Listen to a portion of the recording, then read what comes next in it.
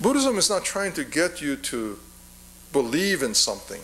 Shakyamuni Buddha, before his death, he said, you know, just because I've said something doesn't mean it's true. You have to determine for yourself whether or not this is true. Don't believe what I've said just because I've said that. I mean, that's a powerful statement that each of us needs to take responsibility for our views of the world. And we need to understand that it's not the Dharma that's going to change the way that I see the world. I use the Dharma as a reflection of my views of the world. And that seeing that I am not clear in my views of the world can allow me to begin to expand. See that the narrowness of my views results in difficulties for myself and for others, allows me to begin to acknowledge and to begin to expand. In Jodo Shinshu, of course, we understand that it's very difficult to do that, very difficult to change our view of the world. I mean, to really commit to a change in our view of the world, that I am indeed, I have a narrow view of the world, and that narrowness or unclear clarity of seeing the world results in difficulties for myself and for others, that I become attached to things. I want this thing to happen this way, or I don't want it to happen this way. This is all about seeing things through through my view of the world, what I like and what I don't like, what I want to happen or don't want to happen. These are all my view of the world. But when I'm looking through that lens, it's causing difficulties for myself and for others. In Jodo Shinshu, we understand how difficult that truly is to become freed of that. But we also understand that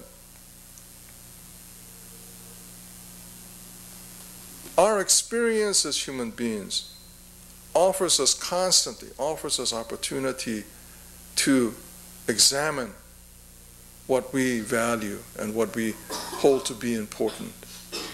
And it constantly offers us opportunities to broaden that view of the world.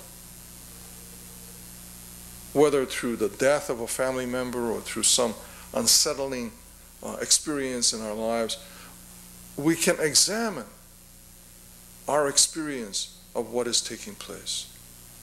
And we can if we allow ourselves to listen to the Dharma, which says that it's the result of my narrow view of the world that is the cause of this difficulty, then I can begin to expand.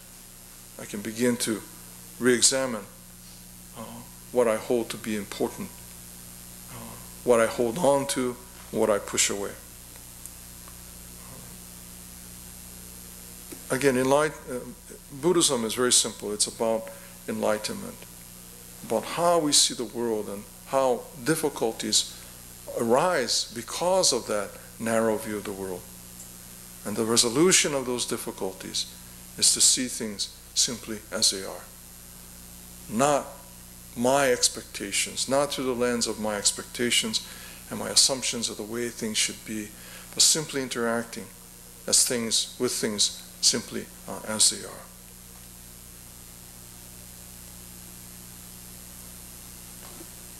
Any questions?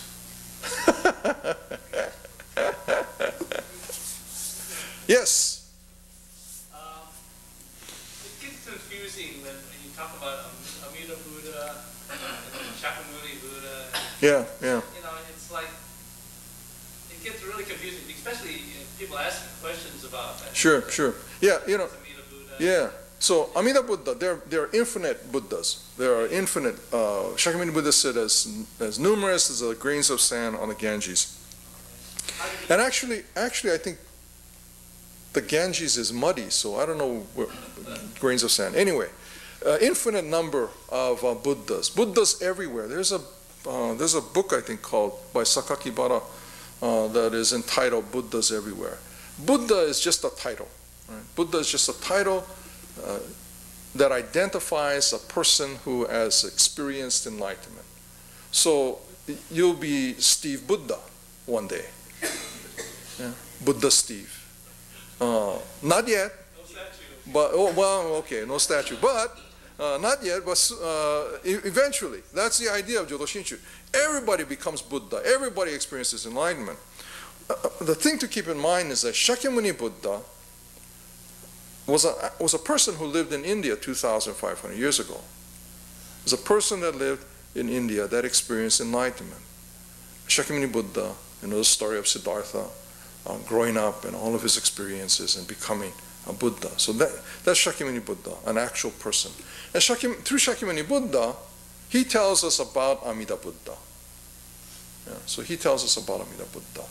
And the mythology, the story that surrounds Amida Buddha is the basis of our Jodo Shinshu, our Pure Land Buddhism. And mythology, I use mythology in a sense that it is a story that conveys a deeper truth. Not just fiction, but it is a story that conveys a deep human truth. So, in a sense, again, you know, Shakyamuni Buddha is a person, like you and me, lived in India. And Shakyamuni Buddha tells us about Amida Buddha. And he tells us about many other Buddhas as well. But for us in Jodo Shinshu, Amida Buddha is central. Amida Buddha is important because through Amida Buddha, we are all able to become Buddha. Is there a person that he refers to? Was there a legendary or mythical person name-wise that? Yeah. So Shakyamuni Buddha.